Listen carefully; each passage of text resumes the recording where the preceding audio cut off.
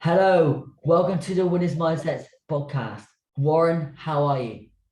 I'm very good, thank you. I'm looking forward to answering a few questions for the next half hour. Thank you very much. And just to start off, Warren, well done for the other night. You kept welling up. So how did that feel for you guys?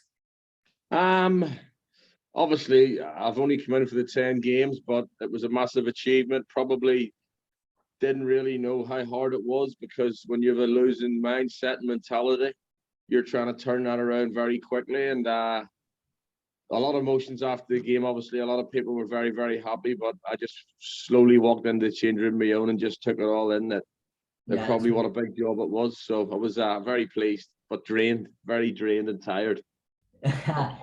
Did you party? No, I didn't. I was in bed, I had a glass of wine, and I was in bed by 10 o'clock that night. I was just that knackered and tired that, as I said, you give it all, and it's a relief that you've managed to change their mindset to a winning mentality, and that was the biggest pleasure for me. Oh, for sure, yes. It's a huge achievement for you. And just before we kick things off here, I just want to tell all viewers watching that maybe be new or not know, part of the reason why I'm doing this podcast is to raise awareness for people that stammer, and to kind of show people, teenagers like myself, or people that may be really anxious about it, it's okay to put yourself out there and just to be more vocal. My aim is to influence people and try to change the perspective around it and try to help people in that way. So I want to thank Warren for being the third guest, and this one will be a good one today. Thank you, Warren. Thank you. So the first part of the podcast, we will talk about Warren's coaching philosophy and ways that he kind of sets his team up. What are his rules? What's his mindset like in a dressing room environment? So, Warren, before we kick things off, how would you describe yourself as a manager? I would probably say I'm more a manager and a head coach. I think you can get caught up with these head coaches nowadays, where I was brought up in the old regime. I'm always honest with the players. I get my points across to them. Yeah. And I think that, I like the managing side more than I'm not going to say I like the coaching side of it, but I like getting in the players' minds as well, what they need, and seeing it, and get that arm around them or tell them what's needed. And I think it's a big part of it. People say psychologist. I think, yes, but your manager's got to be your psychologist, and that's the managing side of it.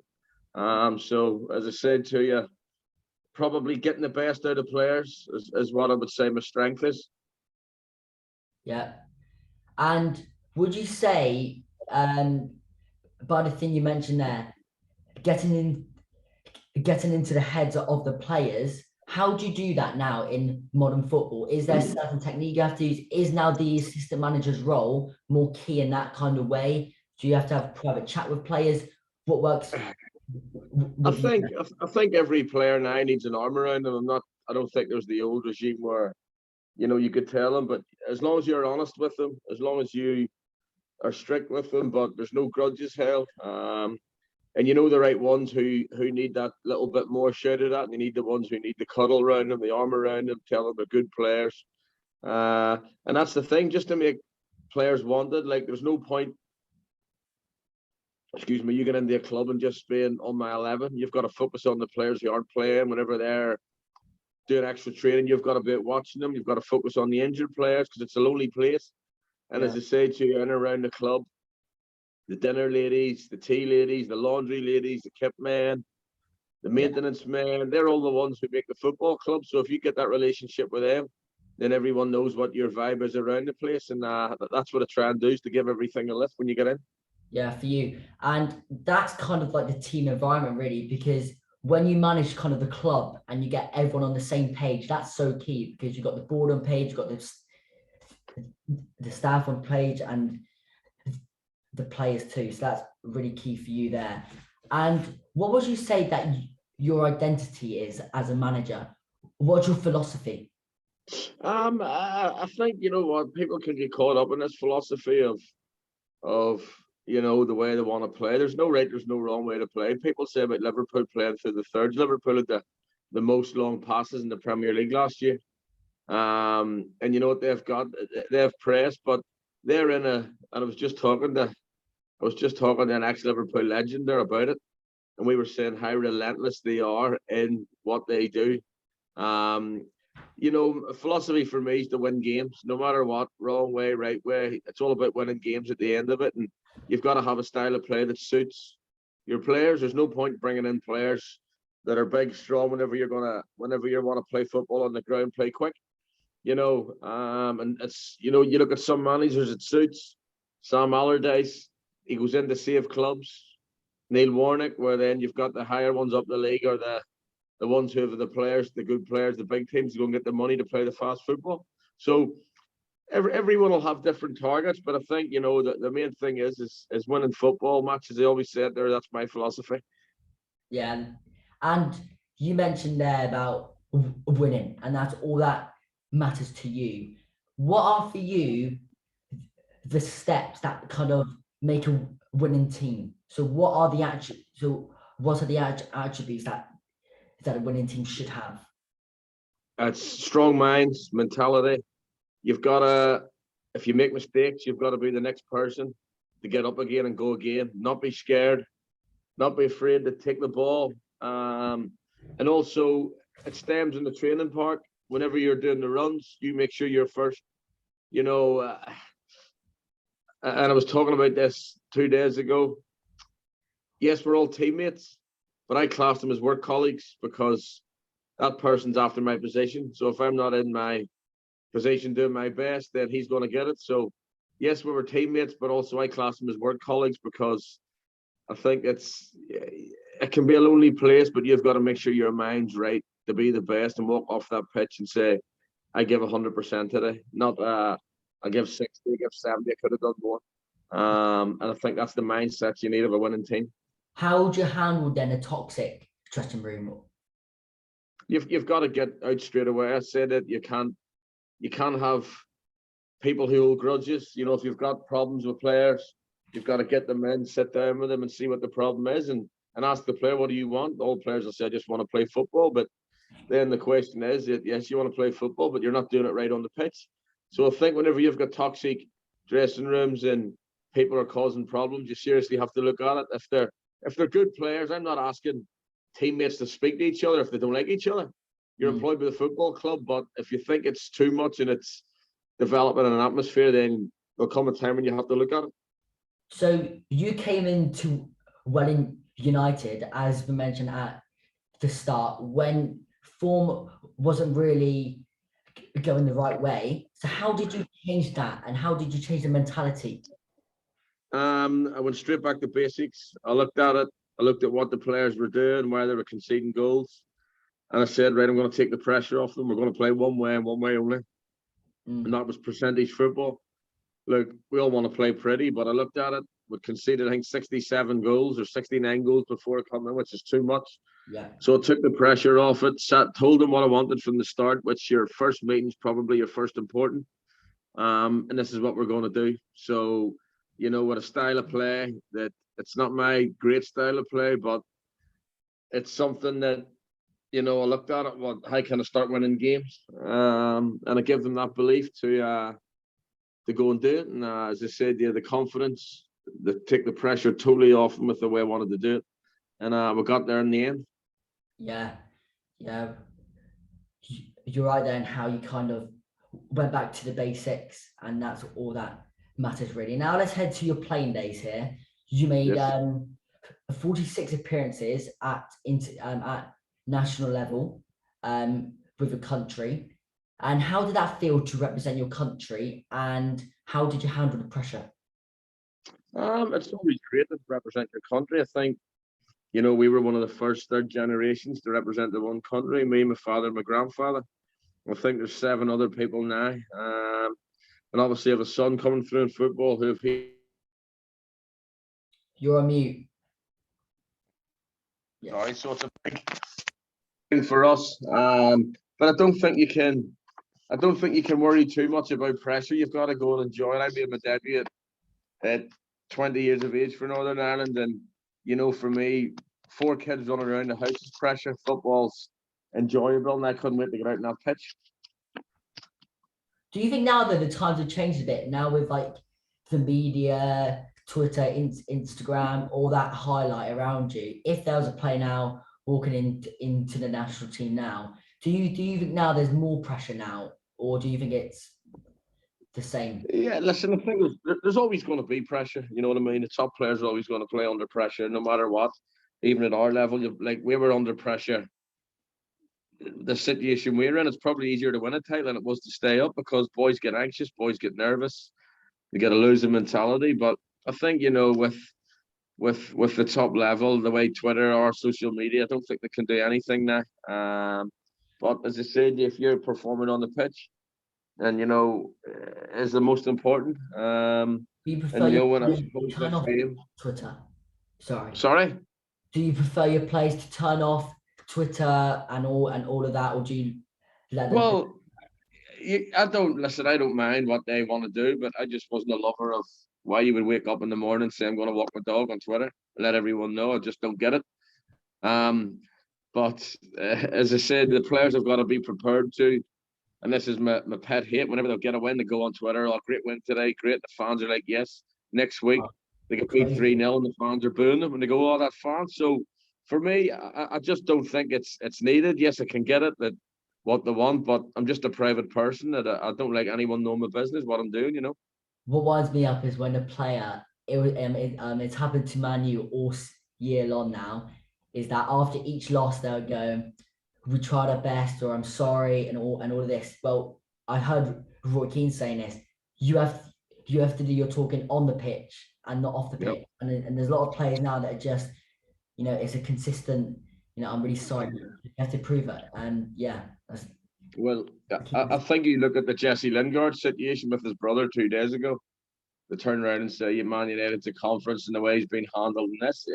It's just fueling things. Jesse's a very good player, but you don't need his brother coming on social media and saying that Man United's a conference club and all this. I just think it's stupid, but unfortunately, it's just the way of life now. It's just crazy. Yeah, absolutely not. You've been in leadership positions throughout your career in football. What would you say are the fundamentals to a strong leader in football? I think you've got to be honest. I think you've got to lead by example, as in, determination, discipline, show that character of what you've got, no matter if it's training, games, off the park. So you take notice and people think, I want to be in the trenches with you. And I never say die attitude. You can't give up. You can have bad games, but you've got to run around. And I think once you get that, people start bouncing off you and think, I want to be on his train. And that's the thing. Listen, people talk about leaders in football. For me, I'm not sure who the leaders are in football nowadays. I don't think there is any. I see them as a dying breed. You had Roy Keane's, Vieira's, Terry's. They're probably the last, but I think deep down in your soul, you've got to be a leader yourself, because, as I said to you, whether that's being vocal or not, because it's very difficult. I think in football. Yeah, for sure. Talk to me about your youth football. So your journey as a young boy to being a professional player in football. Yeah, I left Northern Ireland when I was 16, but I was going on trials before that, the clubs. And yeah, I just decided that, look, I like Leeds United, so I started at Leeds. I went from Leeds to then done 4 years there and went out on loan to Bournemouth and signed permanently, and that was probably the kickstart of my career in the league football. And it just went on from there. But I'd always destined to be a footballer. That's something that I wanted to do. Yeah, for sure. And would you say that you fulfilled your potential? Yeah, I don't think you can have any regrets. I think the only time you were disappointed is when you were getting injuries. But unfortunately, that's part and parcel of football. But look, I don't have any regrets. I met some great people, played at very good levels. And, you probably miss playing whenever you get older, but unfortunately, it comes to us all. Okay, let's head back to the manager, Warren Feeney. You've been managing at Newport County, I think in 2015. You were there as the interim boss for the rest of the season, Yep. and then you got the job. And it kind of looked like when you were there as the caretaker boss, you were doing really well, and then you got the job, and things started to turn away. But do you think that you got the time that you deserved? It was funny because I went in and I kept the club up, but I needed new players. I think I turned over 19 players that summer. Because of the situation, the mentality of where we were at the bottom of the league. But 8 games you get to try and turn 19 players over so early. But unfortunately, that's part and parcel of football. They made a decision, and I think it was the wrong decision. But as I say, you listen to it, and 8 games in this season with new players is no time at all. But unfortunately, what time do you get in football these days? Yeah, it's nuts. And then you moved to Bulgaria, and this is a whole new experience for you. And when did you first find out that I don't know how to say the name, Pirin Blagoevgrad. in you? I got a phone call from one of my contacts in England. Says, "Would you like Bulgaria?" And I went, "Bulgaria?" But to be honest, I went out, and it was unbelievable. It was owned by a Belarusian American who owned Emirates Wealth. And I looked at it and said, "Yeah, let's have a go at it." And it was difficult because the language, the culture, the training, all different. And I had resistance. Looked at the players needed change. And I done it my way, and I had a successful time out there. Learned probably more out there in 2.5 years than I would in the UK for 6. Would you move aboard again? Yeah, I'd love to. I think once you've done that there, you would do. And football as well, you don't know where it's going to take you. What type of culture was it out there, and what did you learn from the experience? Well, the culture, it's totally different. It's a lot slower football, but technical. You had the food and the experience is, as I said, that going into a place and being successful is probably one of the biggest achievements ever, because you're a foreigner getting into a different country to try and change it. But I stuck to my guns. I was resilient in what I was doing.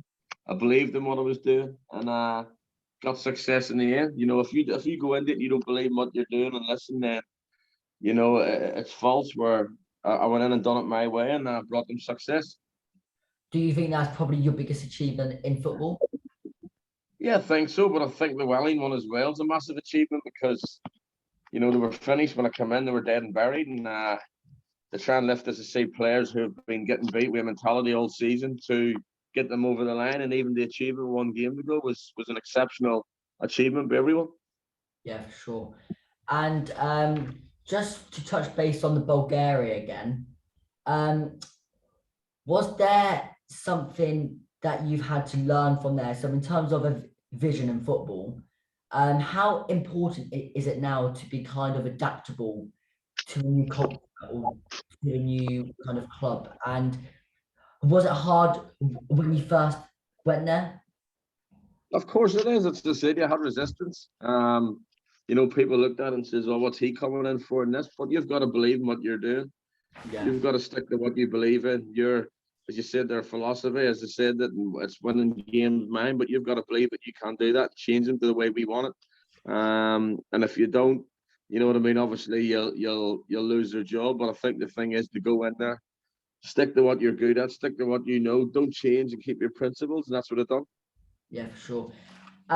We are now at the end part, so I'm going to ask you 8 quick fire questions. Yep. To end off. Okay, ready? Yep. Okay. Best manager you've played the under? Roberto Martinez. Why? Because he was cool, he was a football man, honest, and he was a joy to work with.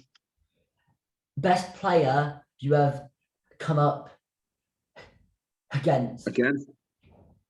Claudio, as a player, marking me, Claudio Chiellini. right? As a player on the pitch, it's got to be Ronaldo and Messi. When did you play versus them? I played with Northern Ireland and I played with Dundee United against Barcelona. How good were they? Talk to me about it. What you see on the TV, double that by about 10 times. It's ridiculous. Messi especially. He was that low sense of gravity and agile that you knew he was going to do, but you couldn't stop him. Yeah. And now, leading on from that, Ronaldo or Messi for you? Messi. Messi, really? Yeah. Wow. Top 2 best moments in your football career as a player and as a manager? I think as a manager, it's got to be one, winning the league and in Bulgaria, and probably I got the Lynch, managing Lynch because that was my hometown team. My father played for my granddad. And we beat AAK Stockholm in Europe, which was a massive one for us. As a player, 1 representing Northern Ireland, and probably 2 scoring my first league goal at Swansea, where my granddad father were born. That's pretty good. Pep Guardiola or Jurgen Klopp? Wow. I would gonna go for Jurgen Klopp. Really? Why? Because he's relentless. He looks like Pep's a tactician, but Jurgen looks like he abuses them players, but there's so much respect for him. They love playing for him. There's energy. And I think that's why Liverpool as a city are relentless for me at the moment. Yeah. Top 3 attributes of being a successful coach in... Getting your points across, confident, and enjoyment. Yeah. Last one. What's your own definition of a winner's mindset? Be the best. And always say that second is first loser. Yeah. It's a lonely time, but you know, I've said before, my favorite saying was pigeons fly together, eagles fly alone. And no matter what, and you want people to help you, only you can be the one how far you want to take yourself. Exactly. That's what I believe in anyway. And that is now the end of the podcast. I want to thank Warren for being the 3rd guest. Warren, how did you find it? Very good. It's enjoyable. Look, it's great speaking to you and offering my opinion on what my experience is in football. And if I can help anyone, it's fantastic. We've done our job. Yeah. You're right there. Really great to hear. And I just want to end off by saying, if you are new to the Winners Mindset podcast, share it with your family and friends, and I'll see you again soon for the 4th the episode. So I want to thank Warren, and I'll see you soon. Thank you. Warren, thank you. Thank you, guys.